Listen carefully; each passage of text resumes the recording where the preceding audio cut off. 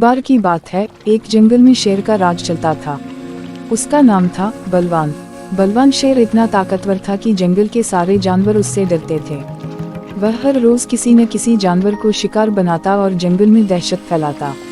एक दिन जंगल के सभी जानवर इकट्ठे हुए और उन्होंने तय किया कि हर रोज एक जानवर शेर के पास जाएगा ताकि वह बिना दहशत फैलाए खाना खा सके। शेर ने इस बात पर सहमति दी, लेकिन कहा, अगर कोई जानवर तय समय पर नहीं आया तो मैं पूरे जंगल को नष्ट कर दूंगा। अब बारी आई छोटे खरगोश चतुर की। चतुर जानता था कि शेर लोभी और क्रूर है और उसे किसी न किसी तरह जंगल को इस खतरे से बचाना होगा। चतुर ने एक योजना बनाई। चतुर जानबूझकर शेर के पास देर से पहुंचा। शेर गुस्से से आग बबूला हो गया और गरजते हुए बोला, तुम इतनी देर क्यों आए? मैं तुम्हें अभी खा जाऊंगा।